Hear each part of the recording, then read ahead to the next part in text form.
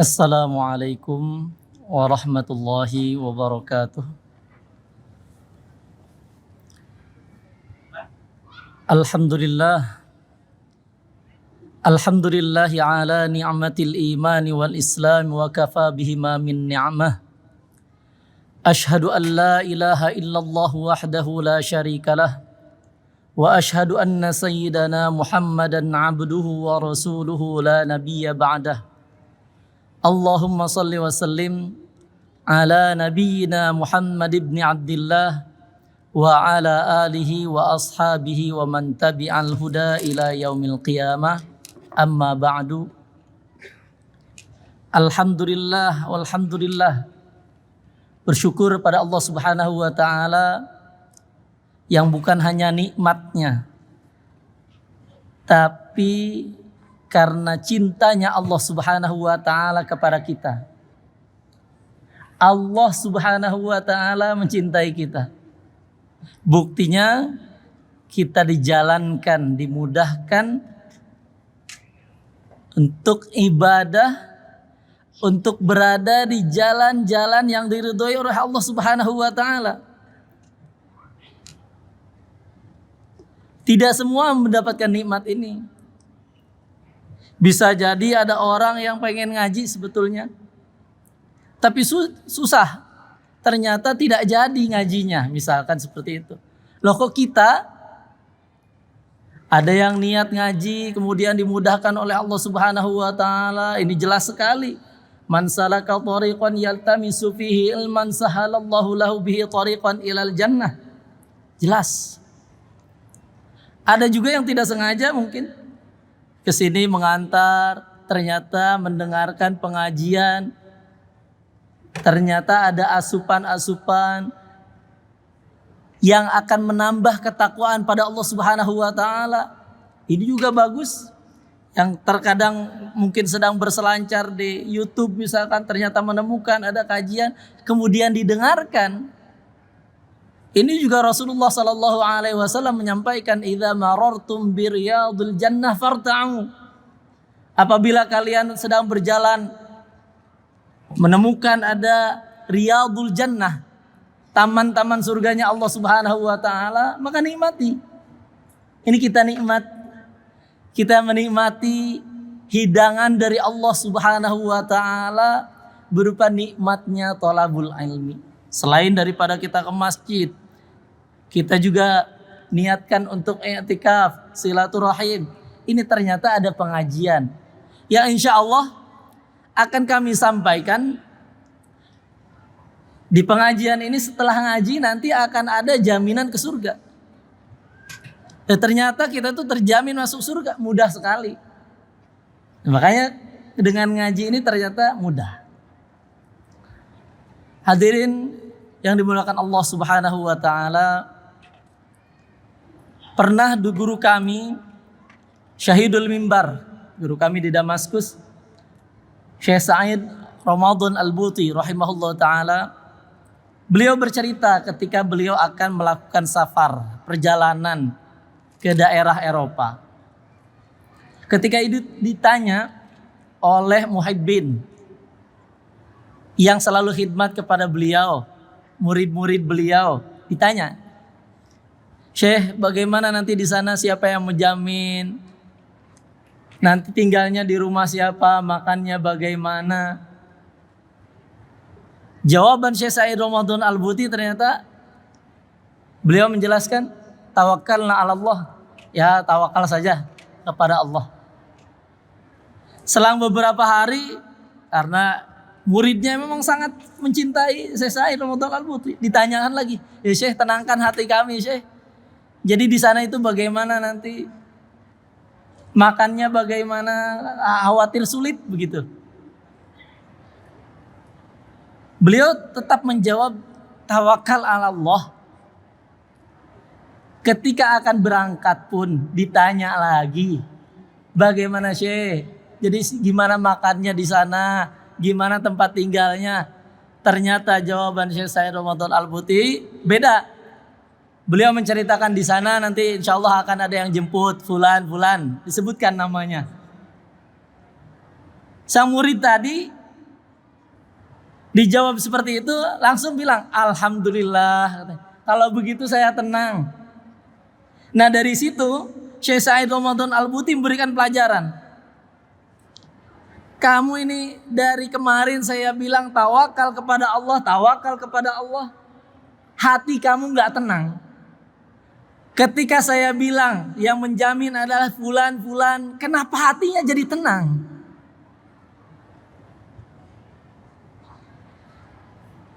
Syekh Said Ramadan Al-Buti tentu bukan menafikan sebab, bukan. Tentu kita mengambil asbab, ya. Yaqilha wa tawakkal 'ala Allah.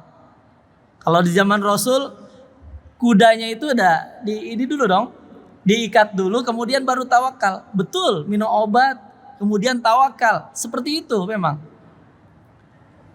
Bukan menafikan tawakal, tapi Syekh Said Ramadan Al-Buti mengajarkan kepada kita biasanya untuk urusan dunia asbab-asbab itu cerdas kita. Cuma yang dilupakan adalah tawakalnya. Itu untuk urusan dunia. Yang sering dilupakan tawakalnya. Kalau urusan dunianya cerdas. Bagaimana ini supaya dapat uang? Cerdas pada kerja. Bagaimana ini supaya nggak lapar? Cerdas. Makan. Bisa itu. Tapi sering melupakan dari segi yang hakikinya. Musabbib hakikinya. Penyebab hakikinya Allah Subhanahu wa ta'ala. Ini yang kadang dilupakan. Ini kalau di dalam teori bahkan ada nih sebetulnya. Kita itu dimiripkan dengan anjing, mohon maaf. Ada teori. Sebetulnya ini dikatakan juga Bapak Psikologi Dunia katanya. Bapak Psikologi. Tapi beliau aslinya dokter fisiologi. Dia itu Ivan Pavlov namanya. Menemukan teori refleks terkondisikan.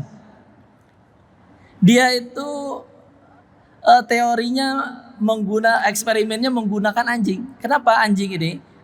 Anjing karena ada kemiripan dengan manusia katanya.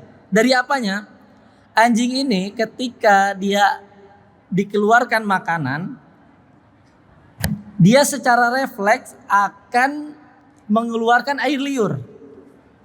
Jadi anjing mengeluarkan air liur.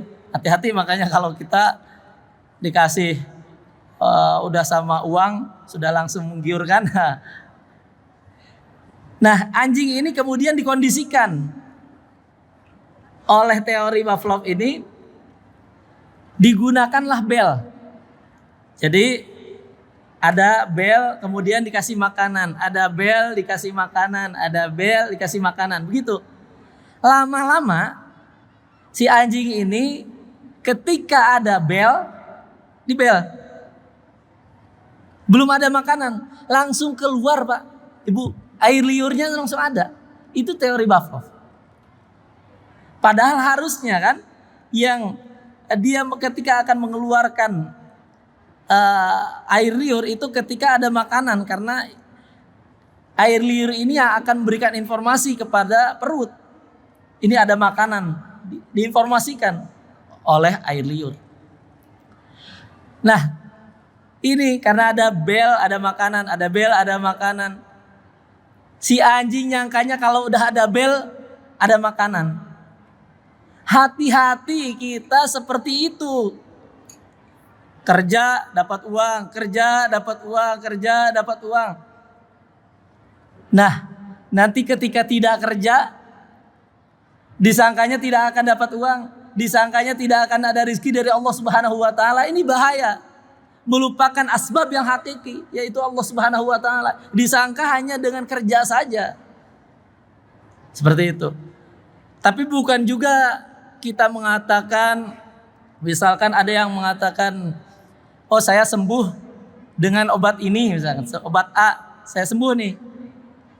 Kemudian jadi perkataan itu jadi syirik gitu. Enggak, tidak mesti syirik. Yang mengatakan saya sakit, kemudian minum obat ini, kemudian jadi sembuh. Itu tidak mesti syirik. Tidak mesti syirik. Karena bisa jadi yang dia ucapkan itu hanya asbabnya. Tentu dia tahu dalam hatinya yang menyembuhkan Allah, itu tidak apa-apa. Walaupun ada juga yang lebih bijak dari orang-orang tua kita dulu selalu mengingatkan biasanya. Jangan bilang seperti itu, bilang dengan asbab obat ini. Tapi kan kelamaan banyaknya. Terlalu panjang teksnya itu. Tapi bagus, dengan asbab obat ini misalkan saya sembuh. Namun ini pun agak berbahaya. Kenapa? Karena khawatirnya disangka dengan satu sebab itu saja yang bisa menyembuhkan.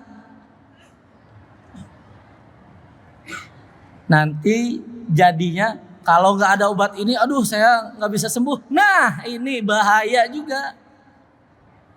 Disangka Allah tidak akan memberikan asbab yang lain, tidak mudah bagi Allah dengan asbab yang lain.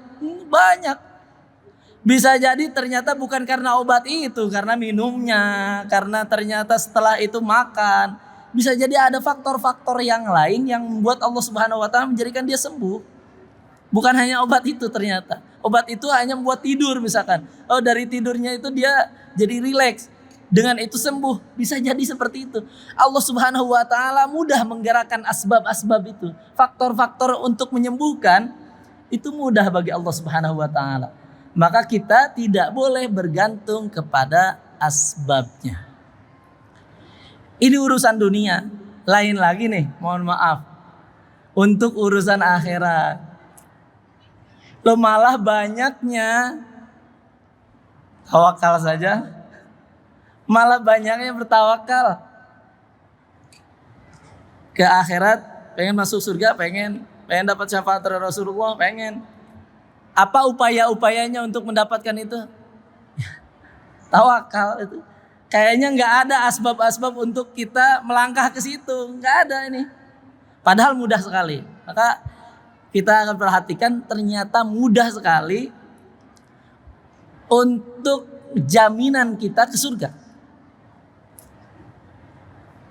Kita, mengatakan kalau melihat diri sendiri ya. Amalan sedikit, maksiat banyak. Ada juga yang sholat terus, maksiat, jalan seperti itu. Ada yang ini dan itu, ternyata memang tidak selurus itu kita bisa beribadah. Makanya Allah Subhanahu wa taala melalui Rasulnya menyediakan ada obat ampuh yang Rasulullah SAW mengatakan Sayyidul Istighfar. Ini mengajarkan kita Rasulullah dengan Sayyidul Istighfar yang hanya kalimat ini dibaca pagi hari. Yang membaca pagi hari man qala Sayyidul Istighfar.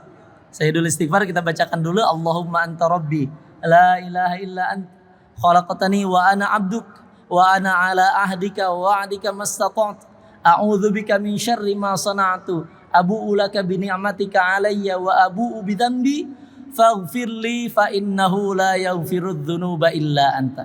Ini teks Sayyidul Istighfar. Kalau yang belum tahu bisa di-searching, bisa diulang lagi nanti videonya. Bisa setiap hari dibaca pun bisa. Baca pagi hari. Yang membaca ini di pagi hari kemudian dia mati. Dari pagi sampai sore antara waktu itu, maka kalau yang sudah baca dia termasuk ahlul jannah, termasuk orang-orang yang dijamin masuk surganya Allah Subhanahu wa taala. Yang membaca sore hari kemudian ternyata di sore hari sampai paginya di antara waktu itu dia meninggal, kemudian dia telah membaca itu tadi, membaca Sayyidul Istighfar, maka dia termasuk ahlul jannah. Mudah sekali. Loh ternyata mudah, ya mau mudah seperti itu. Baca Sayyidul Istighfar pagi hari, terjamin masuk surga sampai sore. Sore saya pengen kejamin lagi karena kemungkinan mati bukan hanya siang hari, malam juga kemungkinan ada. Dan banyak yang ternyata tidur tidak bangun lagi. Hati-hati, kita terlena. Seperti ada dalam cerita yang sangat singkat. Ada cerita singkat. Dia bilang, besok saya akan taubat.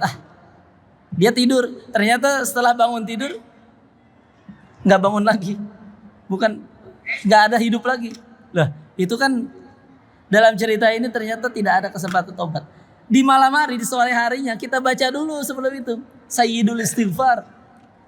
Dengan membaca Sayyidul Istighfar terjamin kita sampai subuh. Seperti obat juga kadang ada yang 3 kali, ini 2 kali. Pagi hari, sore hari baca Sayyidul Istighfar. Boleh dibaca, nanti boleh. Kalau mau dicari boleh. Sangat bagus sekali. Apalagi maknanya, wah, sangat luar biasa Sayyidul Istighfar. Ini yang diajarkan oleh Rasulullah SAW berupa pengakuan syahadah. Pengakuan Allah Subhanahu wa taala adalah Tuhan. Kita meminta ampunan kepada Allah Subhanahu wa taala. Ya kita tahu, kita sadari betul tidak ada di antara kita yang tidak melakukan kesalahan. Justru yang mengatakan dirinya tidak ada salah itu sombong. Atau ternyata tidak tahu diri. Maka terus beristighfar.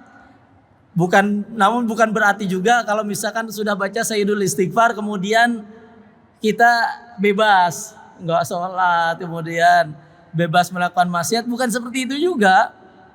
Ya kalau kayak gitu seperti halnya orang minum obat kolesterol kemudian dia loncat dari atas gedung, itu beda lagi obatnya. Cuma dibaca ini. Yang semoga dengan istighfar ini menjadikan amal-amal yang lain itu mudah untuk kita laksanakan. Yang dengan Sayyidul Istighfar ini, yang kita tahu, man lazimal istighfar ja'alallahu min kulli hammin faraja wa min kulli dhiqin makhraja wa yarzuqhu min haitsu la yahtasib. Yang urusan dunia kita mudah nih karena istighfar ternyata. Sayyidina Ali, ini athar dari Sayyidina Ali karramallahu wajhah, beliau menyampaikan juga, ma nazzalal bala illa bidzanbin wa ma rafa'a illa bitaubah. Bala yang kita rasakan ini di dunia dan akhirat sebetulnya karena dosa. Bisa terangkat bala ini karena taubat. Maka dengan Sayyidul Istighfar kita andalkan pagi hari, sore hari. Mudah-mudahan dengan ini kita akan lebih pantas. Sudah ada asbab sehingga Allah datangkan asbab-asbab yang lain. Mudah untuk sholat, mudah. Ternyata bukan hanya urusan akhirat, urusan dunia, apalagi urusan akhirat ya. Urusan akhirat kita tinggal, ya Allah, tinggal diampuni oleh Allah Subhanahu wa taala. Diampuni oleh Allah Subhanahu wa taala. Iya tadi mengandalkan amal jauh, mengandalkan diterima taubat kita oleh Allah Subhanahu wa taala. Kalau misalkan kita tidak lagi ada dosa, masuk surga. Itu Masya Allah. Dengan Sayyidul Istighfar melazimkan mulazamah terus menerus continue di pagi hari, sore hari, Allah Subhanahu wa taala mengampuni kita. Asbab ampunan Allah Subhanahu wa taala. Yang kedua, kita sadari betul ini adalah Sayyidul Istighfar yang diajarkan oleh Sayyidul Mustaghfirin, Rasulullah sallallahu alaihi wasallam. Maka ketika membaca ini, kita sambungkan hati juga kepada Rasulullah sallallahu alaihi wasallam karena ini ajaran Rasulullah sallallahu alaihi wasallam. Dengan ini kita akan pantas nanti mendapatkan, kalaupun dari amal kita tidak pantas, dapat syafaatul uzma, syafaat pertolongan dari Rasulullah sallallahu alaihi wasallam. Dan ini juga yang terus kita harapkan dari Nabi Muhammad sallallahu alaihi wasallam. Ini mudah-mudahan kita diberikan taufik oleh Allah Subhanahu wa taala bisa mengamalkan Sayyidul Istighfar di pagi hari, sore hari. Mudah-mudahan Allah Subhanahu wa taala mengampuni dosa-dosa kita. Mudah-mudahan Nabi Muhammad sallallahu alaihi wasallam khususnya yang telah kita lewati bulan Rabiul Anwar, Rabiul Awal, yang mana bulannya bercahaya-cahaya sehingga cahaya itu masuk kepada hati kita menjadi hayyun fi qulubina. Di hati kita terdapat hidup Rasulullah sallallahu alaihi wasallam, sehingga dengan itu Rasulullah sallallahu alaihi wasallam mengenal kita, memberikan syafaat untuk kita di yaumil akhir. Dan bukan hanya yaumil akhir ya Allah, bukan hanya di yaumil akhir. Kalau syafaat itu ada yaumul qiyamah, yaumul qiyamah itu sesuatu yang luar biasa, maka apalagi urusan-urusan dunia yang hina dan remeh, tentunya lebih mudah lagi mendapatkan syafaat pertolongan dari Allah Subhanahu wa taala. Dan kita tidak lupakan, kita akhiri dengan berdoa juga untuk saudara-saudara kita kaum muslimin dimanapun berada, khususnya saudara kita di Palestina. Mudah-mudahan Allah Subhanahu wa taala lepaskan semua kesulitannya. Mudah-mudahan Allah Subhanahu wa taala menolong kaum muslimin dimanapun mereka berada, khususnya di Gaza. Maulaya salli wa sallim daiman abada ala habibika khairil khalqi kullihim huwal habibul ladzi turja syafa'atuhu likulli hawlim minal ahwali muqtahami ya Rabbi bil Mustafa balligh maqasidana waghfir lana ma madha ya wasi'al karami. Cukup sekian dari saya, mohon maaf atas segala kekurangan. Wallahul muwaffiq ila aqwamit thoriq. Assalamualaikum warahmatullahi wabarakatuh.